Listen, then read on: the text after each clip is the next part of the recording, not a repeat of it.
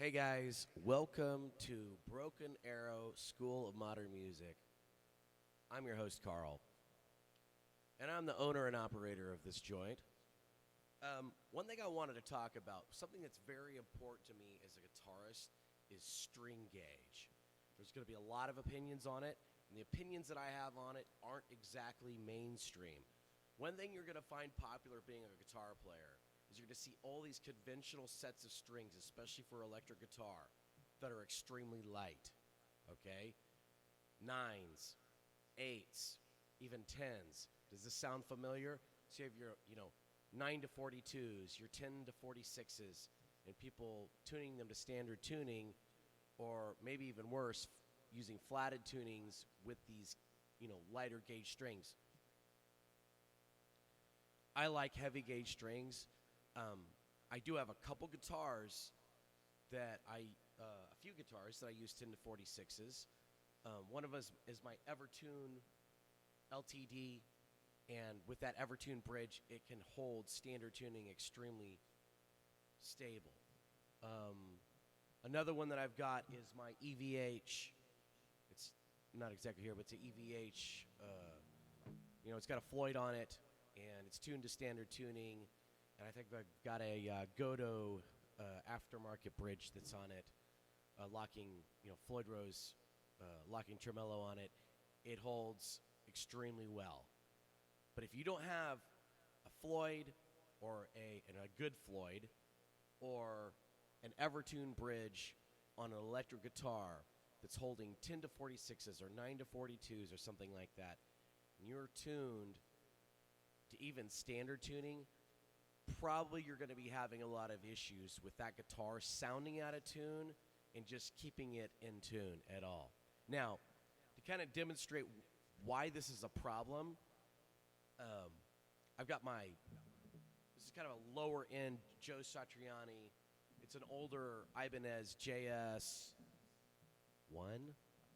something like that. But I've had it set up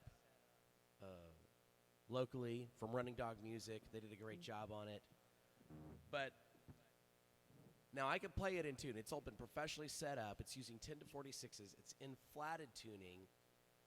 And now I have this guitar set up this way for a reason. This is sort of that guitar that's the, not just dive bomb guitar, but if you want to do some of these 80s tricks like,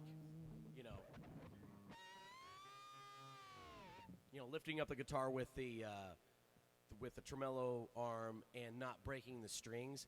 I want these strings to be as elastic and rubbery as possible, and that when I break, or if I pull up on that tremolo arm, it won't break the strings when it stretches them, or doing bending, things like that.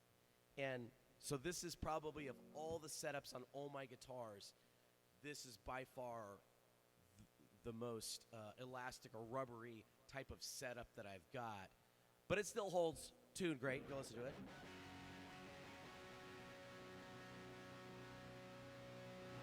Let me turn up the amp a little bit here.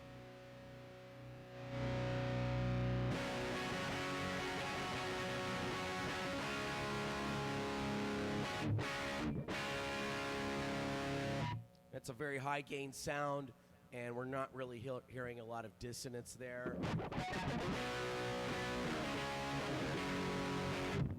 So just nice, solid sounds. Now, when I noticed that when I started playing up higher on the fretboard, around the 12th fret, for example, we're playing, one of these older Black Sabbath tunes or something, Paranoid.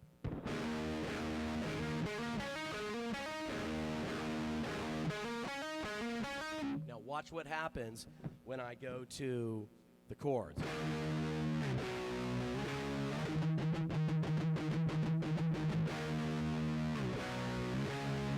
Now, it sounded pretty good. Maybe some of you out there, especially if you're new to guitar, you can't hear it.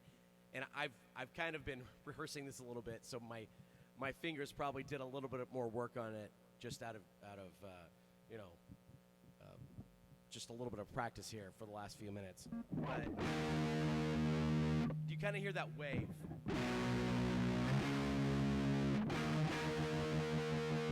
You hear hear that?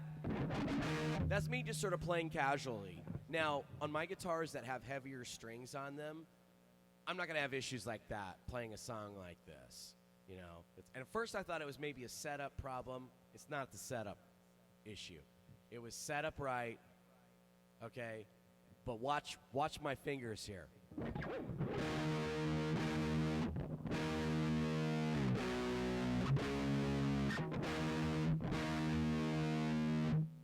If I'm really careful with how I pluck those strings, if I'm really careful with how I position my fingers, any kind of slight movement, especially on my fretting hand, can potentially bend those notes out of tune, and you just don't have a lot of headroom, okay? When you have really thick strings, it's going to take a lot more finger strength to bend them out of tune. Does that make more sense? Because there's a lot of tension on those strings, okay? And you're going to have to bend them even tighter to once they kind of get to that high tension state, to bend them out of tune. Now, I'm not going to bother getting with one of my other guitars that doesn't have a tremolo and try to bend it out of tune and show you what I'm talking about. But if you're taking your guitar and you're tuning it up just from bare scratch, you'll notice that they tune up and the pitch as you're going, when you first put on that string, it's moving around a lot as you twist that, tuning peg up and up and up, right? Well, and as you start to get into, a normal tuning range, and you start to, that pitch or that tension increases, you notice that the pitch of the string starts to become a lot more stable. And the same concept is going on right here with these strings. Normally, if I'm in standard tuning, I got a Les Paul that's right over here, style guitar. It's an LTD. It's a cheaper guitar, intermediate kind of guitar. And I like 12 to 52s in standard tuning on it. And it doesn't have an Evertune bridge on it. It doesn't have a Floyd Rose tremolo on it. It's just a regular Les Paul style guitar with a Tune-o-matic bridge on it. And it stays in tune fantastically. I love it. It's one of my favorite guitars. But if I put a set of 10 to 46s on that thing, and I was trying to do, say, especially you start getting into stuff where there's a lot more potential for exposure of those strings being out of tune, like playing 6-string chords, it's just, you're going to have lots of issues. And it's one issue, if you'll notice too, often acoustic guitars will come with, or they're being sold with, or they're accessorized, they're marketed with heavier strings. So usually what would be maybe a medium or light set of strings on an acoustic guitar is going to be that 12 to 52, 12 to 53 size acoustic guitar string for that guitar. And you're going to notice that acoustic guitar seems to stay in tune a lot better than that electric guitar that you're also tuning E-A-D-G-B-E, okay, with 10 to 40s, even 10 to 46s. But especially if you go to lighter, 9 to 42, 8 to 38, whatever it is, that's out there that they're selling, it's going to be harder to keep that guitar in tune. Now, I'll say if you're a beginner student and you're starting out, especially if they're really young, I'm going to recommend that they just get something really light and start out with those 9s or whatever. We're just trying to get them to play, and it's already going to be pretty painful to fret and play and all that kind of stuff. And yes, we're going to be working on tuning. That's extremely important in my method of teaching. But at the same time, we're just trying to get them playing. And I don't want the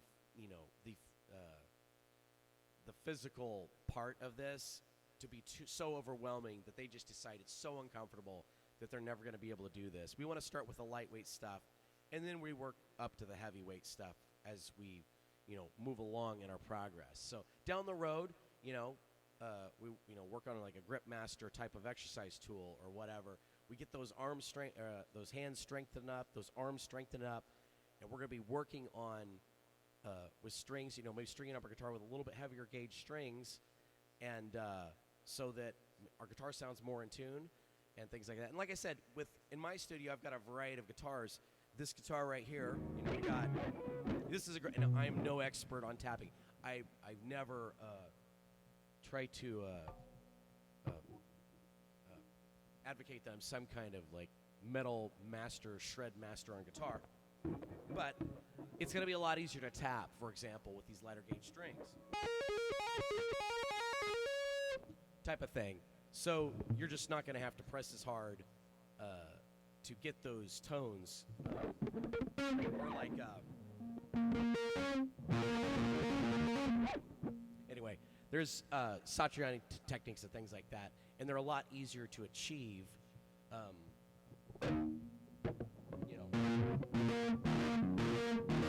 Anyway, where you can kind of hold on to the frets. But anyway, I'm deviating, but all that to say, this is why I like to have heavier gauge strings in a nutshell, is because the pitch is just a lot more stable. Your guitar is going to sound a lot better if you're using heavier strings, depending on the tuning, whatever pitch you're tuning to. And I actually find that the heavier gauge strings, it seems to me that there's a real sweet spot with that 12 to 52. If you really want to go heavier, you can go to 1356 if you want to. I do that with some of my heavier detuned guitars, but that are maybe tuned to, down a minor third, down to C sharp, 3 frets, you might say, on all the strings. But at the same time, I think 12 to 52 seems to be a sweet spot. You could tune that 12 to 52 down a whole step and be in like maybe a Motley Crue is an example of a band that tunes down a whole step, and that 12 to 52 is will fit in very well right there. There's a ton of musicians out there, a ton of bands, now and decades past, of all genres, including country especially, but country, metal, rock, whatever, and a lot of them are detuning down a half step, which is very common to play in flatted tunings instead of, trying to play those in standard tuning. And you have the advantage of the open chord configurations and things like that of playing. But anyway, I wanted to share that with you guys. It's just kind of a thought I was having tonight in my studio, and I wanted to make a video out of it. I hope you enjoy, maybe learn something from that. Feel free to give me a call. Just, click on the contact button here on the page and try to message me, and I'll be happy to talk to you guys. And if you're local here to Oklahoma, Broken Arrow area, or Tulsa or whatever, give me a shout, and I'd be happy to talk to you about maybe, having a first lesson. So anyway, talk to you later, guys, and good luck to you on your guitar playing.